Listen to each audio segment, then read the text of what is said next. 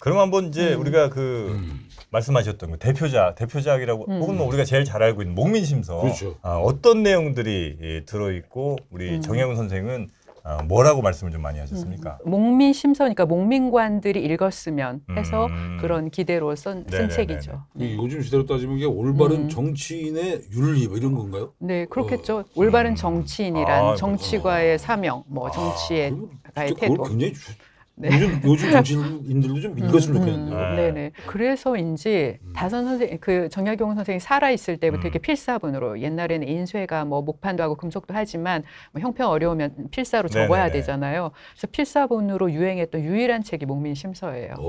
그 당시에도. 그 당시 살아 생전에 유일하게. 사람들은 싫어했을 거 아니에요, 그 책을. 싫어했을 수도 있죠. 네, 맞아요. 네.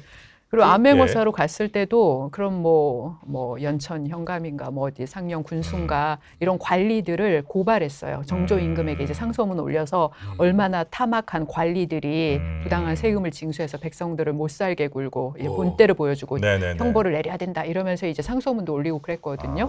그랬던 경험. 그리고 또 아버지 따라서 아버지 정재원 이제 선생이라고 아버지 따라서 이제 아버지가 목민관으로 지방을 돌아다니실 때 어렸을 때 이제 같이 가서 보고 들었었던 것도 있었죠.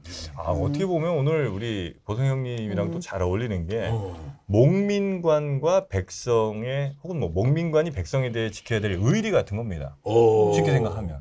그렇네요. 그렇죠. 의리가 중요합니다. 그 정약용 그 씨도 굉장히 의리가 있으신 분이시군요. 예, 그런 점에서는 네네 지조도 있고 의리도 있었던 분이죠. 본인이 직접 근데 목민관을 하셨었나요? 네, 그렇죠. 이제 암행어사 시절도 짧았지만 목민관의 역할이 곡산 부사도 했죠. 부사를 지내셨어요? 네, 수령, 사또 이렇게 사극에 보면 나오는 그런 역할도 한 2년여 이상 했죠. 그러면 전생에 내가 혹시 정약용이 아니었을까? 그렇습니까? 백성에 대한 의리. 그렇죠. 뛰어난 의리셨네요. 근데 그 부사로 부임하셨던 그 시절에 그러면 그 동네는 정말 잘 굴러갔습니까? 그렇지는 못했던 것 같아요. 그 곡산 지역에 이제 부임해서 수령으로 가서 이제 부임할 때 그 당시 그 수배 중이었었던 정부에 의해 이제 농민 반란 비슷하게 이제 난을 일으키고 난동을 부린다고 해서 수배 중이었던 이계심이라는 인물이 있었거든요. 그러니까 뭐 결국은 전직 관리가 부당하게 과도한 세금을 징수한다던가 뭐 요역, 군역 이런 거를 이제 불법적으로 징발을 한 거죠. 부정부패가 있어서 민막을 들고 나와서 이제 백성들의 그런 고통, 원망 이런 걸 이제 하소연했는데 이제 먹히질 않았죠. 그래서 결국은 그 수령이라고 하는 건 중앙정부에서 임금이 내려보낸 사람이라 임금의 권위를 가지고 그 지방에서는 소지방의 임금이거든요. 국왕이에요. 그러니까 국왕한테 대든 거잖아요. 항명하고 대든 거니까 이제 당연히 수배령이 내려져서 체포되기 일보 직전이었는데 이제 새로운 청렴한 부사가 부임한다. 이걸 듣고서 부임길에 이제 이계심이 자진 출두한 거죠. 그래서 민막을 이렇게 백성들의 원망이 적힌 내용을 딱 갖다 이제 바치고 왜 이렇게 될 수밖에 없었냐. 네. 그런 걸 이제 딱 갖다 바치고 이제 하소연을 하니까 너 같은 사람이 많아야 정치가 제대로 이제 설 것이다 하면서 당장 석방하고 풀어주고 잘못된 것들을 이제 고쳐서 교정하고 뭘 어떻게 이제 교정을 했는지 내용을 상배도 보고하기도 하고 그런 점에서는 대단한 인물이었죠. 목민관으로도. 네. 목민심서의 내용을 핵심으로 그냥 키워드 몇 개만으로 좀 정리해 주신다면 뭐뭐뭐 들어있습니까? 목민심서에. 뭐 많은 내용이 있지만 뭐 아마 삼강령 들어보셨을 텐데 율기, 율기, 자기 자신을 규율하는 거. 목민관이 일단 본인이 컨트롤 돼야죠. 본인의 어떤 생활이랄까 태도 이런 걸 규율하는 거. 율기, 자기 기자. 그다음에 봉공. 공적인 가치, 공공성, 사적으로 편취하면 안 되잖아요. 마을이든 동네든 국가든 공적인 가치를 소중하게 여기는 봉공. 그다음 애민, 백성들 사랑해야죠. 예전에는 뭐 민본주의였지만 요즘은 시민들이나 국가, 뭐 시민, 주권을 가진 국가 시민의 뜻을 잘 받들어야 되니까 뭐 애민, 요 세 가지가 삼강령이라고 하는데 삼강령, 강령. 다시 한번 말씀해 주죠. 삼강령. 거기 삼강령이 애민이 율기. 예, 목민간의 자기 규율. 그다음 봉공. 공적인 가치를 소중하게 떠받드는 거. 애민, 백성, 시민을 존중하고 아끼는 거. 네. 멋있는 사람, 멋있는 분이었네. 그렇죠. 진짜 의리였네, 진짜. 아니 뭐 말은 다들 그렇게 하시죠. 그렇죠. 말은 실제로 그렇게 했는데. 근데 멋있는 얘기잖아. 그렇죠. 예, 맞습니다. 율기, 봉공, 애민. 어떻게 보면 약간 의리의 3단계하고 좀 비슷하기도 하고 그래. 의리의 의리 3단계 3단계 뭐냐면 네. 1단계가 우정, 우정. 2단계가 정의, 공익을 위한 정의, 정의. 3단계가 나눔이야, 나눔. 어떻게 보면 비슷한 그러네요. 거예요. 비슷하네요. 정약용. 예. 근데 전생에 다 정약용이었던 거 같아요. 정약용이네. 아 정약용입니다. 정약용이 이제 저 조남은 이제 그 허석 김보성 앞에 뭐. 가산도 하나 붙여주세요. 네. 가산 허석 김보성으로 네, 네. 어차피 뭐 5글자인데 7글자 못할 거 없지 않습니까? 너무 누를 끼치는 것 같아서. 아 그렇습니까? 네. 그래서 이제 이 목민 심사에 보면 그 목민관들의 어떤 청렴 이런 게 이제 굉장히 잘 강조가 좀 되겠군요. 네, 그렇죠. 뒷돈 받지 말고. 그럼 당연하죠. 아니 어느 때는 청렴, 검소함, 그다음에 올곧음, 그런 공정성 이런 걸 너무 지나치게 강조해서 막 강박적으로 너무 지나칠 정도로 막 강조를 해요. 그래서 물론 소중하죠. 그리고 청렴이 제일의 미덕이고 가장 이득이 되는 건 청렴함, 근검함, 절검, 뭐 정직함 이런 걸 수도 없이 얘기하니까 아무리 좋은 말도 그렇죠. 반복하면 좀 뭐 답답해지잖아요. 그리고 왜 이렇게 이런 맞아요. 얘기를 강조할까? 저도 의뢰를 너무 계시다 보면은 네. 요즘 사람들은 조금 약간 강요하는 거 아닌가 뭐 이렇게 해가지고 네. 오해를 할 수가 있어요. 피로해한단 말이에요. 그렇지 강요가 아니거든. 정영 씨랑 나도 비슷하게 좀 있어. 약간. 아 근데 그게 정말 상징성이 있네. 그러니까 지금 어쩌면 의리가 없는 시대다 보니까 의리를 강조하는 게 우리가 귀에 꽂히잖아요. 맞아요. 그때도 워낙 그 탐관오리들이 맞아요. 막 이런저런 나쁜 짓들 하니까 맞아요. 이런 분들의 말씀이 더 와닿는 것 같습니다. 정확한 것 같아요. 정확한 분석. 아, 이렇게, 그렇습니까? 사회 비평도 하셔도 될 것 아유 같은데. 고맙습니다. 네. 의리. 그러니까 얼마나 청렴하지 않았으면 강박적으로 그렇게 네. 청렴, 정직, 뭐 정의나 공정성. 그러니까 요즘만 그런 게 아니라 그때도 네. 그랬던 것 같아요. 그 예. 책에 묘사된 혹은 뭐 비판하고 있는 그 사례 중에 뭐 그냥 우리가 심플하게 좀 느낄 수 있을 정도의 어느 정도로 부패했었는지 어떤 사례들이 좀 있습니까? 부패. 왜 이거 부패를 외치는 거야 지금? 이거 하면 안 나랑 되죠. 관계 없어. 나라에서 뭐 봄에 국식이 없을 때 하여튼 맞아, 황곡 해주고 빌려준 다음에 나중에 이제 이자 쳐서 이제 나중에 뭐 가을에 받고 뭐 이런 게 있잖아요. 근데 황곡 그때 막 제도를 했죠. 무슨 예전 영화도 보면 뭐 쌀 대신 모래 막 섞어서 막 대신 주고 뭐 이런 게 혹시 맞습니다. 있답니까? 줄 때는 그렇게 주고 네. 받을 때는 뭐 엄청나게 제대로 받고. 부풀려서 받고 고리로 원래 저리로 백성들에게 네. 빌려줘야 되는데 고리로 받고 네. 그런 짓을 했죠.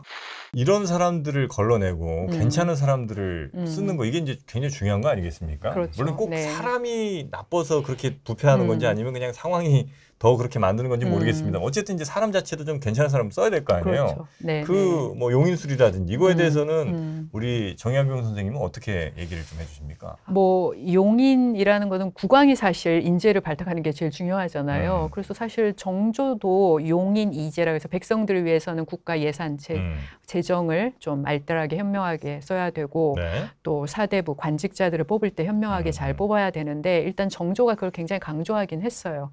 그러니까 정조로부터 이제 공무원이 돼서 뭐 교육을 받기도 하고 여러 가지 이제 학문적인 작업, 숙제를 받아서도 뭐 열심히 했던 젊은 시절이 있었잖아요. 그러니까 정약용이 목민심서에도 그런 이야기를 하고 다른 자기 책에서도 얘기했지만 정말 사람을 잘 알아보고 선발하고 교육을 잘 시키는 게 굉장히 중요하죠. 네. 뭐 여러 가지가 있겠지만 일단 정약용 입장에서 봤을 땐 유학자니까 학행이나 덕행이라 그러나 요즘으로 치자면 인품, 윤리적 인품, 인격, 그다음에 학문적 지식. 이거는 이제 전문 관리가 되려면 공무원으로서의 또 소양도, 지식, 소양도 있어야 되잖아요. 그러니까 학행이나 어떤 인격적인 거 그런 걸 굉장히 중시했고요. 네. 그리고 정약용이 그 삼달존이라 그래가지고 세 가지 보편적인 존경의 원리, 이제 사회적으로 어떤 원리. 사람을 존경해야 되나, 존경하고 아껴야 되나. 네네네. 그 당시는 이제 관직자, 네. 과거 시험을 봐서 관에 들어가야 되는 사람을 존경해야 돼요. 근데 양반 이제 서양처럼 귀족, 세습 귀족만 시험을 봤던 게 아니라 농민들을 포함해서 사실 일반 양민들도 과거 시험을 볼 수는 있었거든요. 네. 양반도 세습은 아니었어요. 물론 일반 백성이 과거 시험 보고 합격하기는 아주 어렵죠. 그러다 보니까 세습처럼 보인 면이 있었어요.